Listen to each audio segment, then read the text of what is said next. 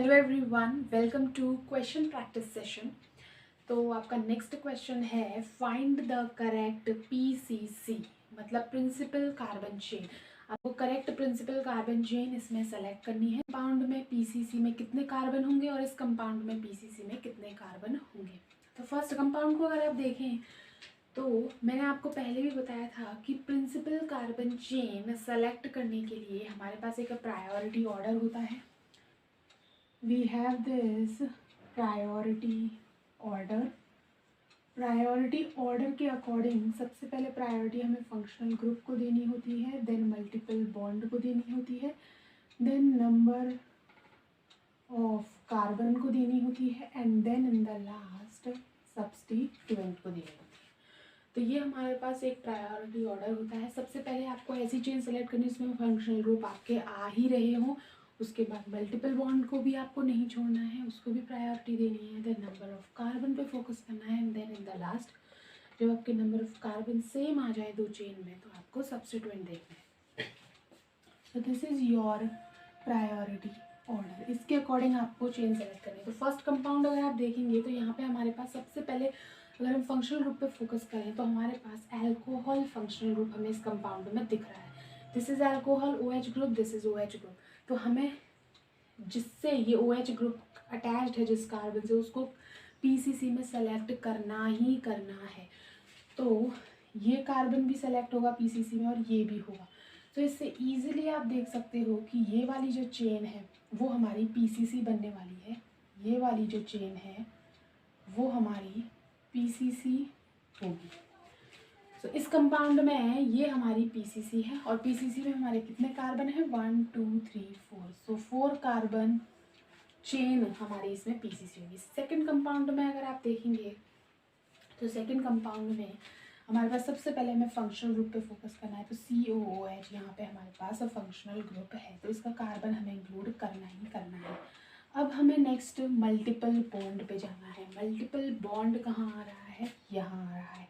इस तरफ जाएंगे तो मल्टीपल बॉन्ड नहीं है, इस तरफ आएंगे तो मल्टीपल बॉन्ड है। तो इसीलिए हमें इस नीचे की तरफ आना होगा, क्योंकि हमें मल्टीपल बॉन्ड को प्रायोरिटी देनी है, ना कि नंबर ऑफ कार्बन को। यहाँ नंबर ऑफ कार्बन बेशक ज़्यादा है, यहाँ कम है, लेकिन यहाँ मल्टीपल बॉन्ड है और प्रायोरिटी वाइज मल्टीपल बॉन्ड पहले आता है।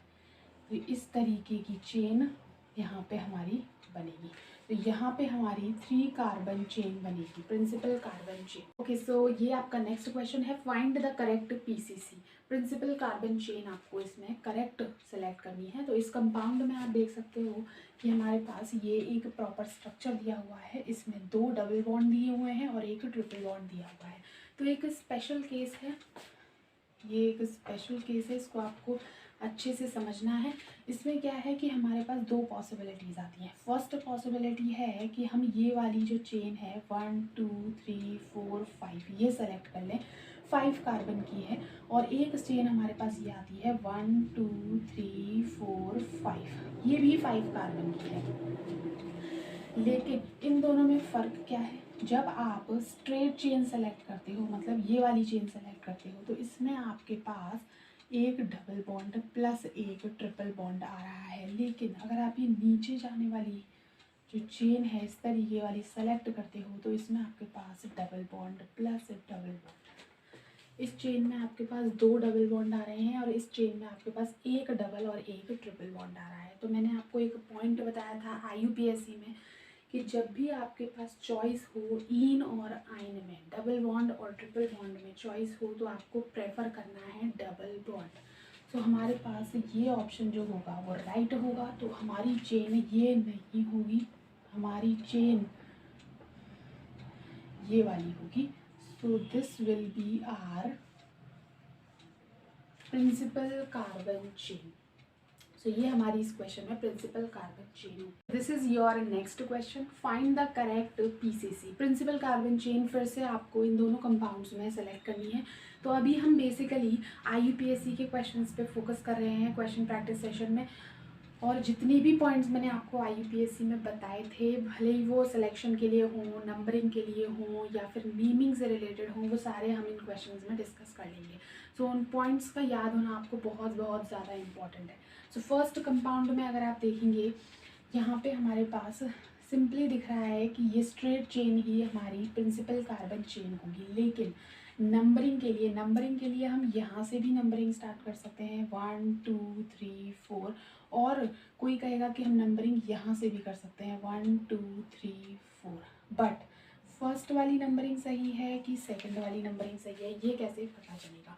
तो फर्स्ट वाली नंबरिंग जो है वो आपकी गलत है, और मैं कहूँ सेकंड वाली आपकी जो नंबरिंग है वो सही है। ये वाली नंबरिंग आपको नहीं करनी है। क्यों नहीं करनी है? क्योंकि यहाँ इस क्वेश्चन में आपके पास दो सब्स्टिट्यूएंट है, एक है ब्रोमो और एक है क्लोरो। अल्फ़ाबेटिकली जब मैंने आपसे बोला था कि हमारे पास दो सब्स्टिट्यूएंट आ जाएँ सिमेट्रिकल पोजीशन पे, तो हमें अल्फ़ाबेटिकल ऑर्डर फॉलो करना है। इन दोनों में अल्फ़ाबेटिकली बी पहले आता है, सी बाद में आता है, तो हम पहले बी को लोअर नंबर देंगे। इसका मतलब फर्स्ट वाली जो हमारी नंबरिंग है वो करेक्ट है, तो ये वाली नंबरिंग नहीं होगी और हमारी सेकंड वाली नंबरिंग होगी। So this is our correct numbering, और ये होगी हमारी principal carbon chain. Second question में अगर आप देखो तो हमारे पास यहाँ पे दो फंक्शनल ग्रुप है, एक कार्बोक्सिलिक एसिड और एक अल्कोहल ग्रुप। प्रायोरिटी ऑर्डर जो मैंने आपको बोला था कि आपको मेरे इंस्टाग्राम हैंडल पे मिल जाएगा, प्रायोरिटी टेबल में अगर आप देखेंगे तो जो कार्बोक्सिलिक एसिड है वो टॉप पे है फंक्शनल ग्रुप्स में, और अल्कोहल ग्रुप जो है वो नीचे आता है। तो प्रायोरिटी वाइज कार्बोक्सिलिक एसिड को हम सबसे पहले प्रायोरिटी देंगे, तो इसीलिए वो हमारे यहाँ पे as a main functional group as a substituent हमारा रोल प्ले करेगा। सब्स्टिट्यूएंट रोल प्ले करेगा, तो नंबरिंग फंक्शनल ग्रुप से ही स्टार्ट होगी। So this will be our principal carbon chain. 4 carbon की प्रिंसिपल कार्बन चेन है, नंबरिंग कार्बोक्सिलिक एसिड के कार्बन से ही स्टार्ट होगी। आपका नेक्स्ट क्वेश्चन है name of this compound according to IUPAC। सो अब हमें प्रिंसिपल कार्बन चेन सेलेक्ट करने के बहुत सारे क्वेश्चंस देख लिए, अब हम नेमिंग करना सीखेंगे IUPAC के अकॉर्डिंग, उसके बेस पे कुछ क्वेश्चंस करेंगे। तो फर्स्ट कंपाउंड आपको यहाँ पे एक बहुत ही सिंपल सा लग रहा है, बहुत छोटा सा कंपाउंड है COOH, single bond COOH।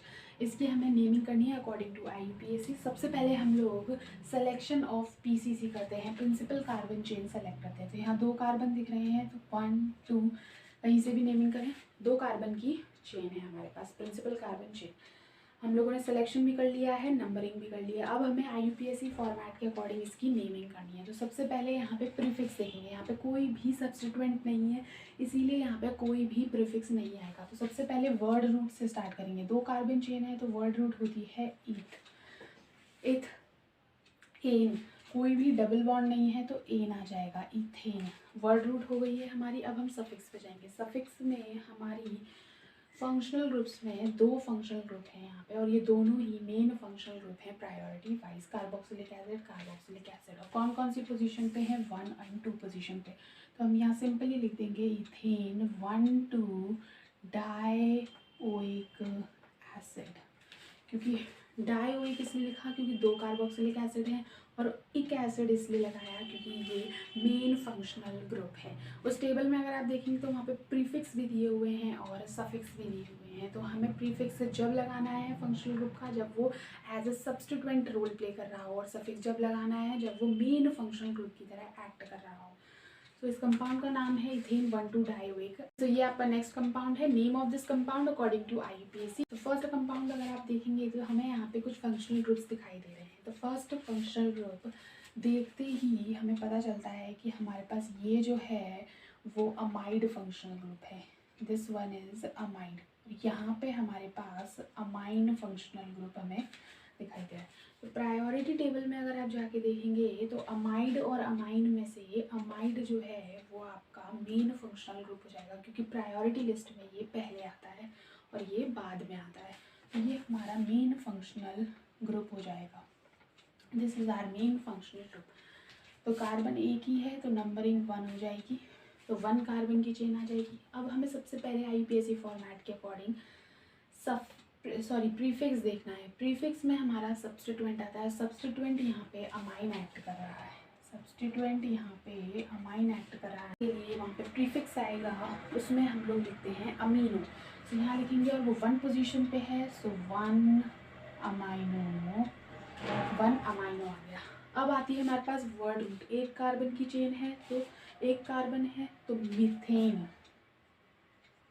Methane, और अब हमारे पास आएगा सफिक्स। सफिक्स हमारा मेन फंक्शन ग्रुप अमाइड का अमाइड ही लगता है, सो इसका नाम आ जाएगा 1-अमाइनो मीथेनामाइड।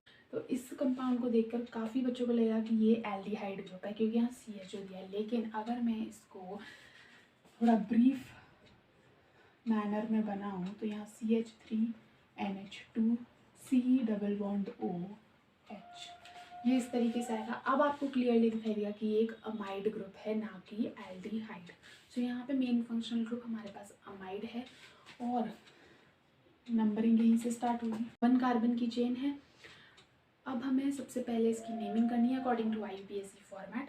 उसमें सबसे पहले आते हैं सब्सटीट्यूएंट। तो प्रीफिक्स में सब्सटीट्यूएंट हमारे पास है CH3, मतलब मिथाइल। मिथाइल कौन सी पोजीशन पे है? N पोजीशन पे, तो यहाँ लिखेंगे N मिथाइल। अब आती है हमारे पास वर्ड रूट, 1 कार्बन की चेन मतलब मीथेन, एंड सफिक्स में अमाइड आ जाएगा बिल्कुल यहाँ की तरह, so this is amide. So इस कंपाउंड का नाम हो जाता है N methyl methanamide, N methyl methanamide. This is your next question, name of this compound according to IUPAC। Compound को अगर आप देखें तो इसमें हमें एक फंक्शनल ग्रुप दिखाई दे रहा है, दिस इज ईथर। ऑक्सीजन अगर 2 कार्बन के बीच में हो तो दिस इज ईथर। और ईथर के लिए मैंने आपको एक पॉइंट बताया था IUPAC में प्रीफिक्स वाले पार्ट में, जब हम IUPAC फॉर्मेट पढ़ रहे थे, कि ether is always considered as a substituent. Ether को हम कभी भी मेन फंक्शनल ग्रुप नहीं लेंगे, उसे हमेशा सब्सटीट्यूएंट की तरह लेंगे।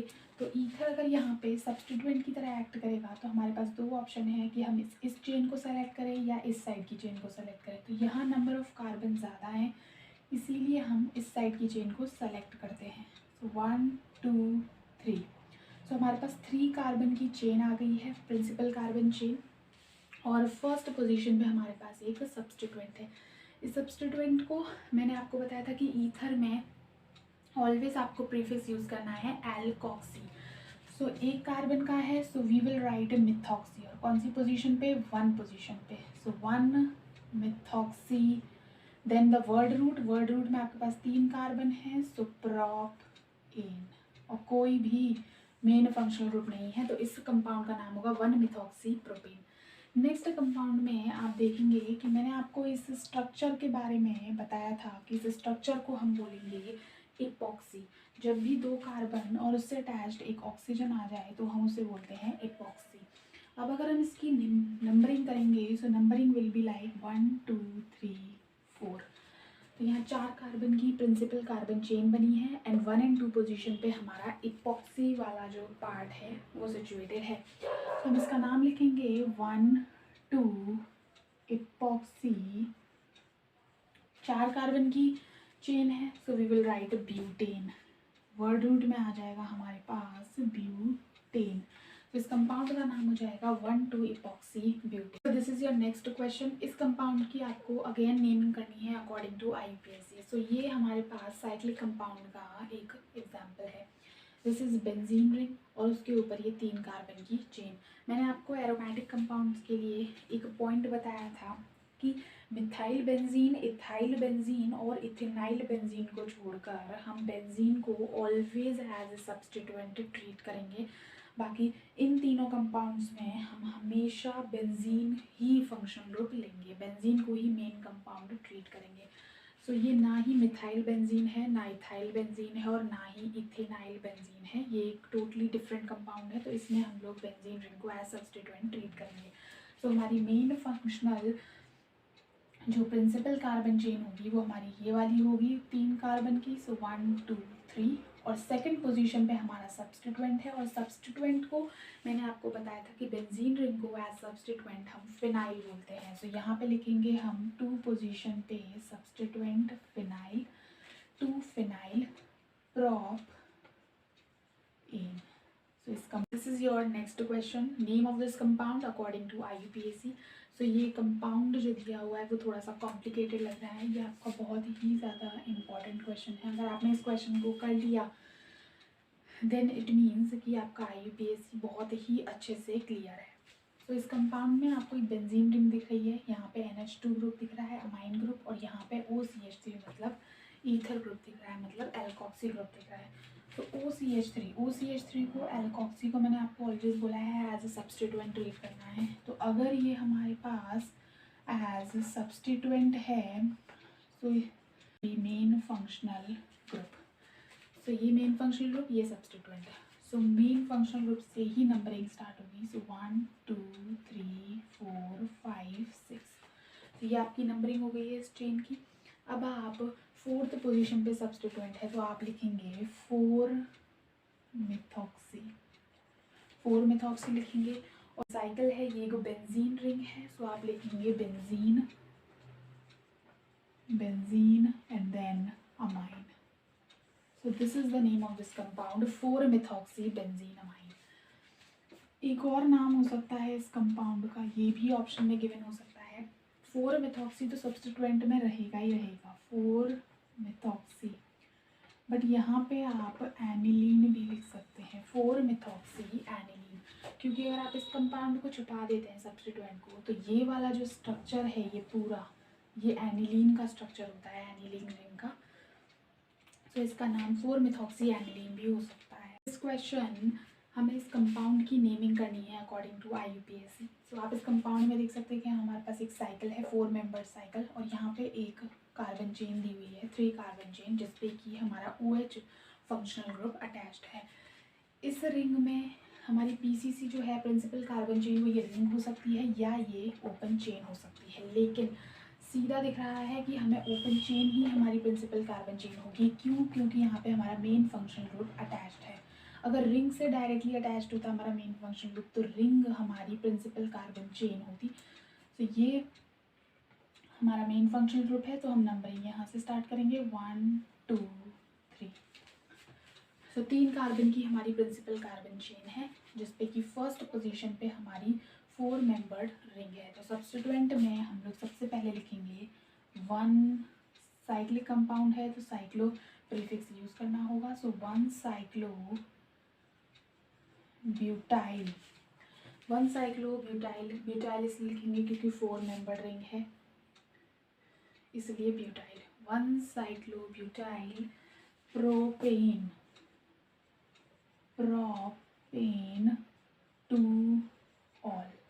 So this is the name of this compound 1-cyclobutyl propane 2 all। तो यहाँ पे हमारे सारे क्वेश्चंस खत्म होते हैं नॉमेनक्लेचर के। मैंने सारे इजी से लेके मॉडरेट से लेके डिफ़िकल्ट क्वेश्चंस जो हैं वो क्वेश्चन प्रैक्टिस सेशन में कवर अप कर ली हैं। अगर आप इन क्वेश्चंस को कर लेते हैं तो आपका नॉमेनक्लेचर परफेक्ट हो जाएगा।